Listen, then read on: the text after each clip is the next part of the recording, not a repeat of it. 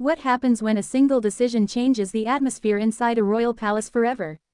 What if the future Queen of Spain made a choice so unexpected that even King Felipe, known for his calm composure and careful judgment, found himself completely speechless? Today's story is entirely fictional, inspired by public figures. It imagines a dramatic moment of family, duty, and courage. None of the events or conversations in this story are presented as real. The Royal Palace of Madrid had always been a place where every movement followed a carefully planned schedule. Every official appearance, every speech, and every public engagement reflected centuries of royal tradition. Princess Leonor had spent years preparing for the immense responsibility that one day awaited her. Military training had strengthened her discipline. Official ceremonies had taught her confidence. Every lesson from her parents had shaped her understanding of leadership. King Felipe often reminded her of one important principle.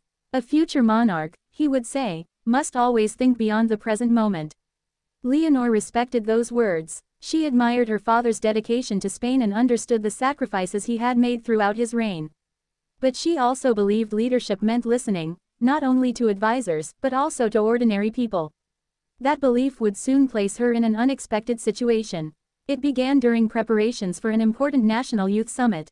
The palace communications team had spent weeks organizing every detail. Leonor's speech had been reviewed multiple times. Every sentence had been approved. Every camera angle had been planned. Everything seemed perfect, yet Leonor couldn't stop thinking about the young people who would attend the event. She had recently spoken privately with students, volunteers, and military cadets. Many had shared similar concerns. They wanted hope. They wanted honesty. Most importantly, they wanted leaders who seemed approachable. Leonor quietly rewrote part of her speech. She removed formal language and replaced it with words that sounded more personal. She spoke about courage, about mistakes, about learning from failure. When palace advisors discovered the changes, they immediately objected. "Your Royal Highness," one advisor explained politely, "this version has not been approved." Leonor smiled respectfully. "I understand. We strongly recommend returning to the official text." She nodded. "I'll think about it." Later that evening, King Felipe invited Leonor into his office. He had already received reports about the revised speech. The room felt unusually quiet. Felipe looked at his daughter with calm seriousness. "I've heard you've rewritten part of tomorrow's address." "Yes. May I ask why?" Leonor handed him the new version. He read it carefully. The words were thoughtful, respectful, warm, but different. "You've changed the tone completely." "I have. Why?" Leonor answered without hesitation. "Because I don't want people to hear a perfect speech. I want them to hear a real person." Felipe leaned back in his chair. "Authenticity matters." "It does. But tradition matters too." Leonor nodded. "I know." The king stood and walked toward the palace window. For several moments neither spoke. Finally he turned. "Whatever you decide tomorrow, remember that every word will represent the crown." "I understand." The conversation ended peacefully, but neither father nor daughter slept particularly well that night. The next morning, the grand auditorium filled with guests from across Spain. Students, teachers, community leaders, military representatives, journalists from around Europe. King Felipe and Queen Letizia watched proudly from the front row. Leonor approached the podium. Her confidence immediately captured the audience's attention. She began using the official version of her speech. Everything proceeded exactly as expected.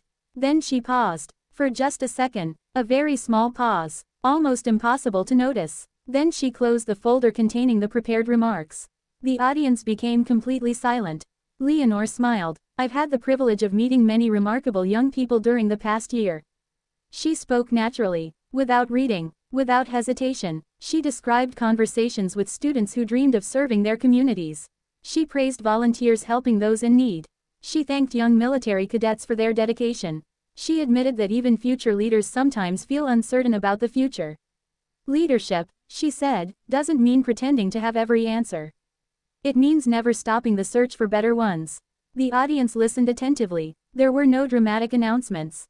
No political statements. No controversy. Just honesty. When she finished, applause filled the auditorium. The standing ovation lasted much longer than anyone expected. King Felipe remained seated for a brief moment.